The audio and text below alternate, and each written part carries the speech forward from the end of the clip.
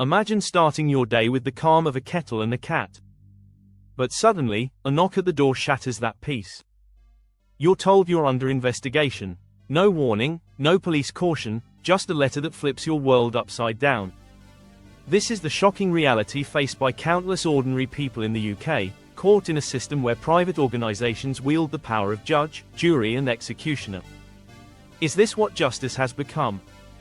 Join us as we uncover the truth behind these private prosecutions, originally designed to protect the vulnerable but now serving a different agenda altogether. It's time to learn about how justice can be bought and what we can do to change it. Welcome to Spoken Injustice, where we put the criminal justice system in the dock. Justice delayed is justice denied. But what happens when justice isn't just delayed, it's actually outsourced? Today we confront that very question as we delve once more into the shadowy realm of private prosecutions and uncover why the UK government has finally taken action on a reform that's been years in the making. We have explored this topic extensively across several of our videos, and we have even created a dedicated playlist for a comprehensive look into private prosecutions. I highly recommend checking it out for an in-depth understanding. The playlist covers the historical context, key reviews and recommendations, what can go wrong, and our long-lasting calls for a thorough review, which has now finally come to fruition. Let's begin with a bit of a background, but before we dive in, my usual reminder to subscribe to the channel and support our mission to humanize the criminal justice system, shifting the focus from rigid rules to real people. Let's start with the basics, as we always do. In the UK, prosecution isn't mandatory. That's right. Even if a crime has clearly occurred, the Crown Prosecution Service, or another prosecuting authority, doesn't have to bring charges. Why not? Because the CPS applies two key tests before deciding whether to prosecute. Is there sufficient evidence for realistic prospect of conviction? And is it in the public interest to prosecute? This is where the problem begins. After years of budget cuts and mounting caseloads, the CPS often has to make tough choices. With limited resources, some cases, especially those that don't grab headlines or shake society, are quietly dropped. When the state steps back, who steps in? You guess it. Private prosecutions. Private prosecutions were originally intended as a last resort, a legal safety valve for individuals who had been failed by the system. They are a centuries-old tradition in common law, meant to complement, not replace public prosecutions. But that's not how they are functioning today. Over the past 2 decades, the number of private prosecutions has surged, and they are no longer being brought by ordinary citizens seeking justice. Increasingly, they are initiated by powerful organizations, corporations, regulators, ideological groups, entities that often act as investigator, prosecutor, and victim all at once. That's a dangerous cocktail for justice. Take the RSPCA, for example. In 2014, Stephen Wooler CB, former chief inspector of the CPS, conducted an independent review of the charity's prosecutions.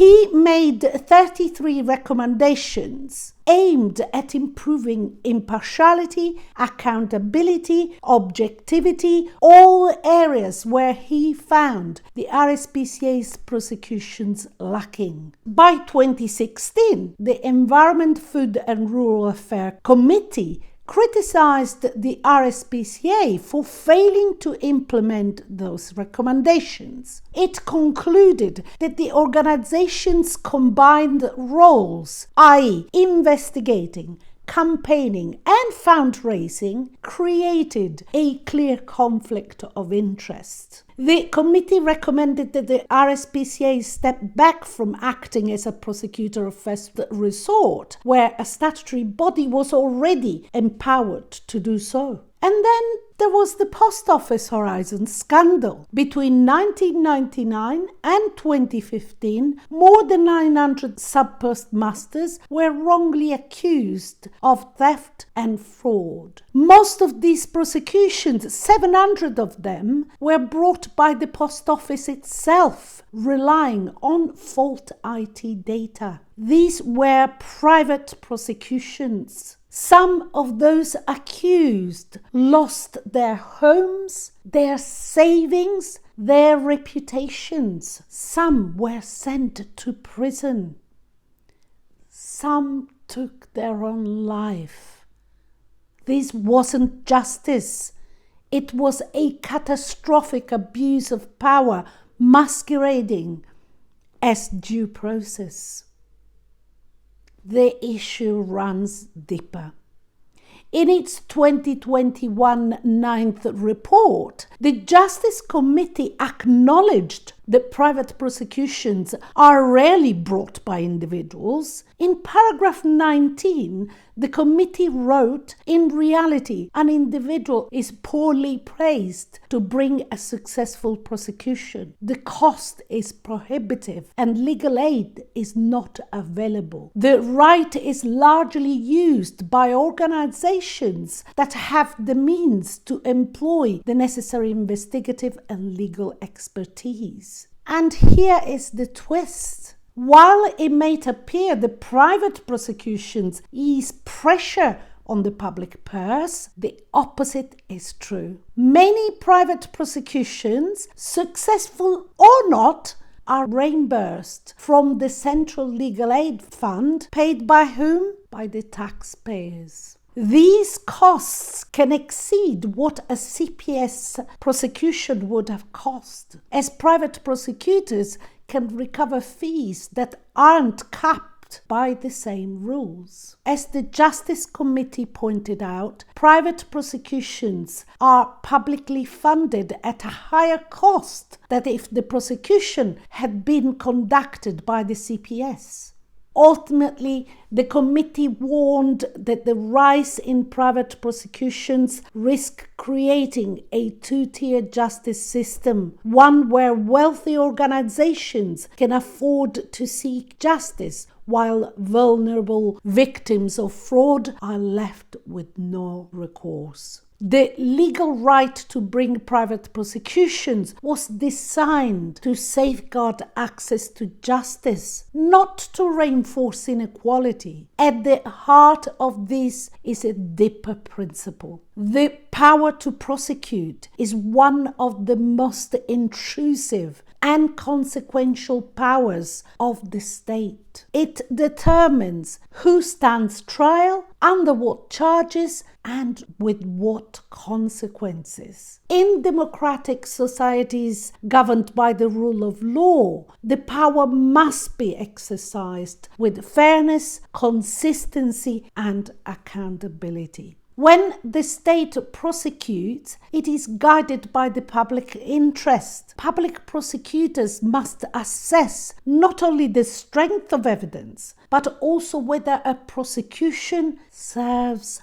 justice. Private prosecutors aren't bound by the same tests. In his written evidence to the Justice Committee, Stephen Wooler CB underlined this point. The power to prosecute is one of the most intrusive powers of the state. Prosecutions are carried out for the benefit of society as a whole. In that context, prosecutions should be exercised either by the state with appropriate transparency, safeguard, and accountability, or within a framework established by the state which ensure those things.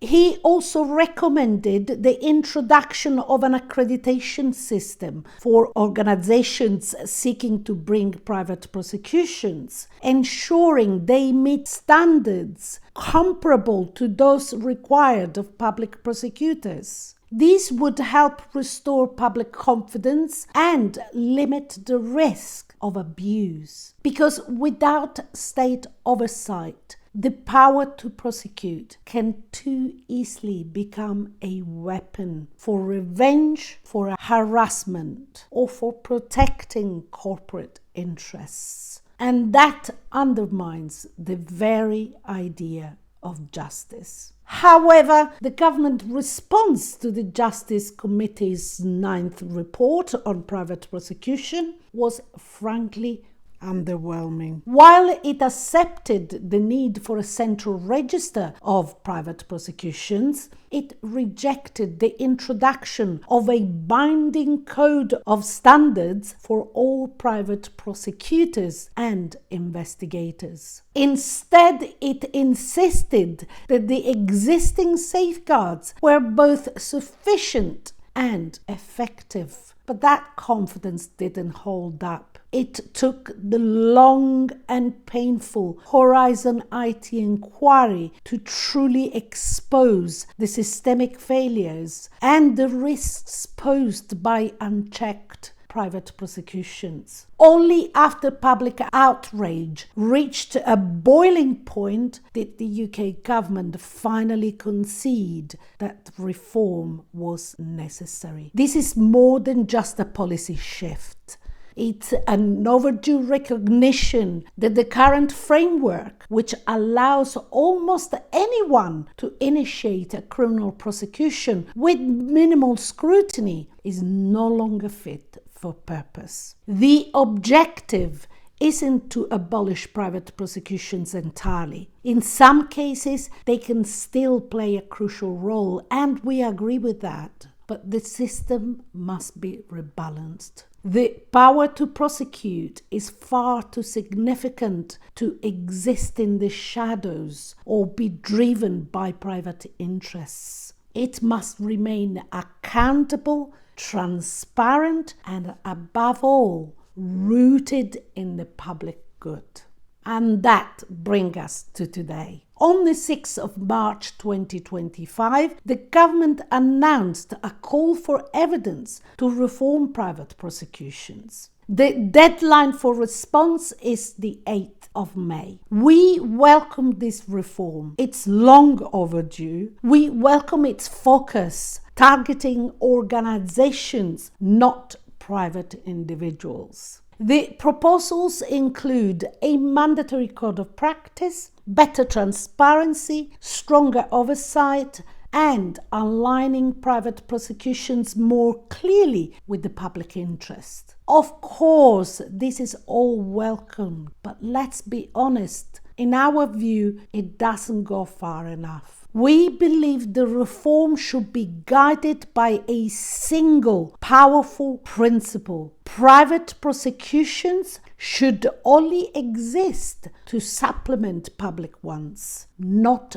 replace them. Here is what we're calling for. We are calling for mandatory referral to public prosecutors. Any organization wishing to bring a private prosecution must first refer the case to the CPS or other relevant public authority. Only if they decline to prosecute and only where there are valid grounds should the private route be allowed. 2. prove state failure. Private prosecutions must be contingent on demonstrating that the state failed to act despite sufficient grounds. 3. Fee caps for legal advisors. Barristers or solicitors acting in private prosecutions should have their fees capped at the same rate as public prosecutors. This would prevent profiteering, discourage unethical incentives, and build public trust. Because justice isn't a business plan. If we don't act, we risk more injustices, more people railroaded by private interess, more lives destroyed in the name of justice without oversight or accountability. This reform isn't about stopping justice, it's about protecting it. So what can you do?